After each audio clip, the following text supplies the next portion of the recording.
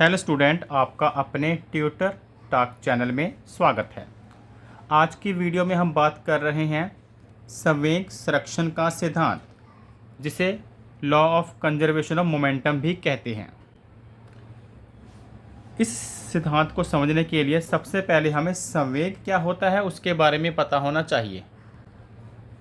किसी वस्तु के द्रव्यमान तथा वेग के गुणनफल को उस वस्तु का संवेग कहते हैं। तो इस तरह संवेग का फार्मूला बन जाता है द्रव्यमान गुना वेग। तो इसके सूत्र को हम कुछ इस तरह से लिख सकते हैं। इसे स्मॉल p से प्रदर्शित किया जाता है। द्रव्यमान को आपको पता है हम m से लिखते हैं और वेग को v से। तो हम यहाँ पे जानते हैं कि यदि कोई विशाल वस्तु हो तो उसे हिला पाना अत्यंत कठिन होता है। जैसे मान लीजिए सड़क पर कोई ट्रक खड़ा है तो उसे हिलाने के लिए बहुत ताकत चाहिए क्योंकि वह भारी है। तो जो भारी वस्तु होगी उसका प्रभाव भी ज़्यादा होता है। तो इस तरह से हल्की वस्तु जिसका द्रव्यमान कम हो उसे हिलाना आसान होता है, लेकिन भारी वस्तुओं को हिलाना कठिन होता है। इसी तरह से जिस वस्तु का वेग ज़्यादा हो वह अपना प्रभाव ज़्यादा दिखाती है। जैसे बंदूक से निकली एक छोटी सी गोली भी आघात कर सकती है, उसे रोक पाना भी मुश्किल है। इस तरह से जो संवेग होता है वह द्रव्यमान और वेग पर निर्भर करता है। वह द्रव्यमान और वेग का गुणनफल होता है। इस तरह से संवेग संरक्षण का सिद्धांत हमें बताता है यदि दो या दो से अधिक वस्तुओं के समुदाय पर कोई बाहरी बल कार्य ना करे तो समुदाय का संयुक्त संवेग नियत रहता है। इसे संवेग संरक्षण का सिद्धांत कहते हैं। इस सिद्धांत को समझने के लिए हम इसका जो फॉर्मूला है उसे ड्राइव करेंगे सूत्र को। तो यहाँ पर हम दो गेंद ले रहे हैं, गेंद ए और गेंद बी। गेंद ए गेंद बी, और इन गेंद ए का जो द्रव्यमान है उसे m1 लिखा है और इसका जो प्रारंभिक वेग है इसे u1। जो गेंद बी है इसके द्रव्यमान को m2 और इसके प्रारंभिक वेग को u2 से प्रदर्शित किया गया है। और आपने इसमें याद रखना है ये दोनों जो गेंदें हैं यह एक ही दिशा में मूव कर रही हैं। आप इन्हें गेंद कह सकते हैं या फिर कार मान सकते हैं। दो कार एक दिशा में मूव कर रही हैं। और लेकिन जो पीछे वाली वस्तु है इसका जो वेग है वह आगे वाली वस्तु से ज़्यादा है।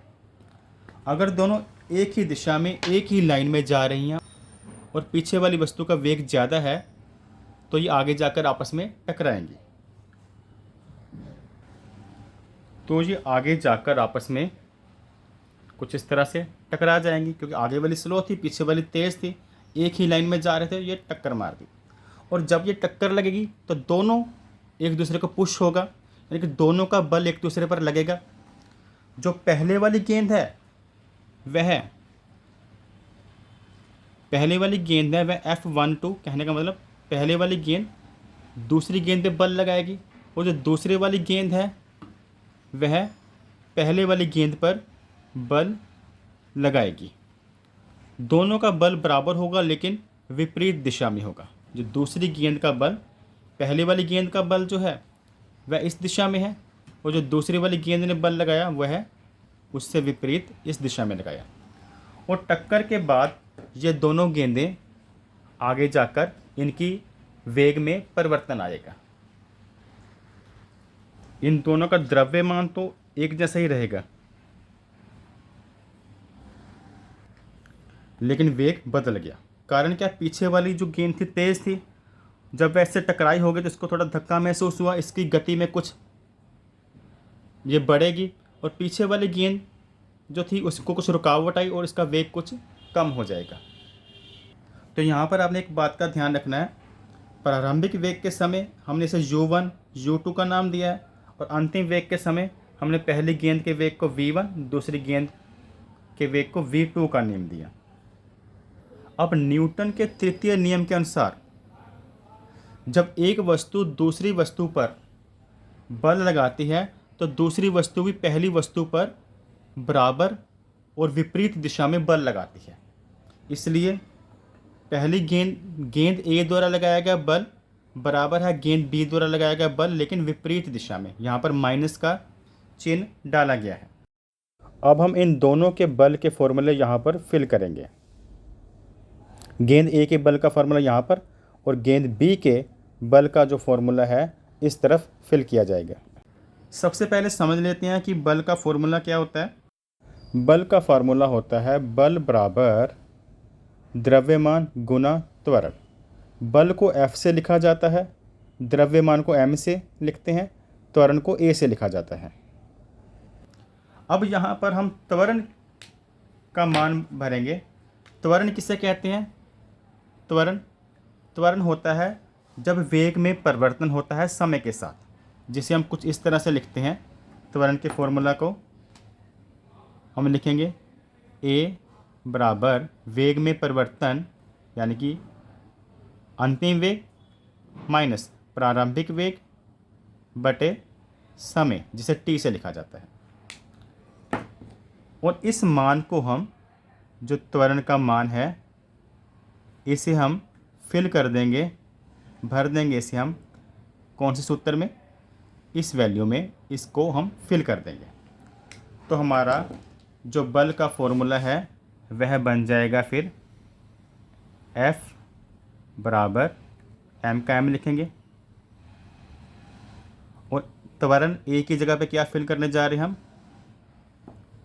V माइनस U बटे T, ये वाला फॉर्मूला बन गया। अब जो फोर्स की वैल्यू हम फिल करने जा रहे हैं यहाँ पर, इसकी भी यहाँ पर फिल करेंगे। तो हम कैसे वैल्यू फिल करेंगे? ये जो हमने बल का फॉर्मूला लगाना है वस्तु A का, वस्तु A की कौन कौन सी वैल्यू है? वस्तु A का जो मास है उसे M1 से प्रदर्शित किया गया है, वस्तु A का मास, और उसके वेग को U1 से, प्रारंभिक वेग, अंतिम वेग को V1 से। कहने का मतलब इसके द्रव्यमान और वेग के साथ 1 1 लगाया गया है। इसलिए वस्तु A का जो बल का फॉर्मूला लिखेंगे ये वाला, तो हम M के साथ, V के साथ और U के साथ 1 लिखेंगे। तो यहाँ पर लिख लेते हैं। फोर्स का फॉर्मूला क्या है? M1, उसके साथ ब्रैकेट में V1 माइनस U1 और बटे में टाइम T, और ये बराबर है यहाँ पर। अब वस्तु B का बल का सूत्र लगाएंगे। वस्तु B का जो द्रव्यमान है M2 है और उसका जो प्रारंभिक वेग है उसे U2 लिखा गया है, अंतिम वेग को V2। तो इसकी जो इकाइयाँ हैं उसके साथ हमने 2 लिखा है। तो इसलिए जब इसका फॉर्मूला लिखेंगे तो M, V और U के साथ हम 2 लिख देंगे, और साथ में माइनस का चिन्ह पहले से ही है क्योंकि इसका जो बल है विपरीत दिशा में लग रहा है। तो M2 और ब्रैकेट में आ जाएगा V2 माइनस U2 बटे T। जो समय है इसके साथ T1 T2 क्यों नहीं लगाया हमने? क्योंकि बल उतने ही समय लगा, दोनों ने एक दूसरे पर लगाया जब ये दोनों एक दूसरे के साथ जुड़े हुए थे, टक्कर में थे। इसलिए दोनों का बल जो एक दूसरे पर होगा वह, उसका जो समय होगा वह समान होगा। तो यहाँ पर जो T का मान है दोनों तरफ बराबर है, तो इसलिए ये ऑपोजिट साइड पे हैं, तो इन्हें कैंसिल कर सकते हैं। इन्हें कैंसिल कर दिया जाएगा क्योंकि इन दोनों का मान इक्वल था।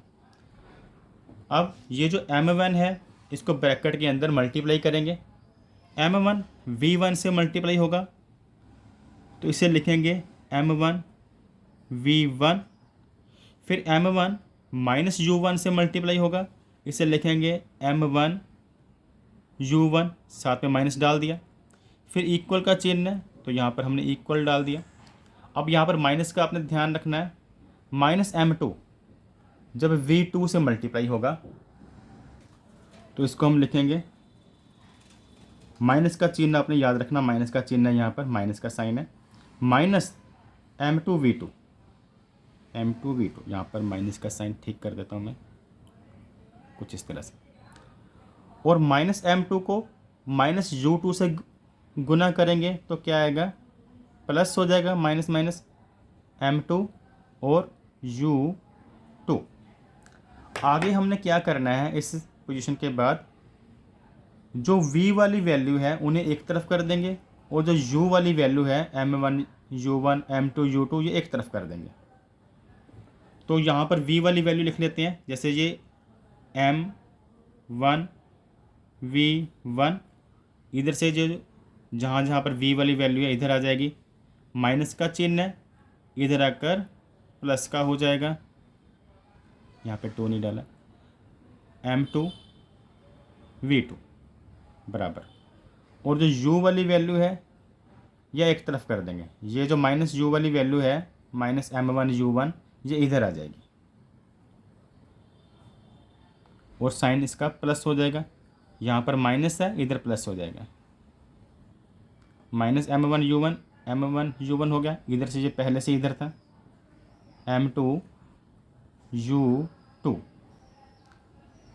तो ये टक्कर से पहले का कुल संवेग है, ये टक्कर के बाद का कुल संवेग हमारे पास आया है। तो ये जो पूरा पार्ट्स है इसको उठाकर हम इधर ला रहे हैं,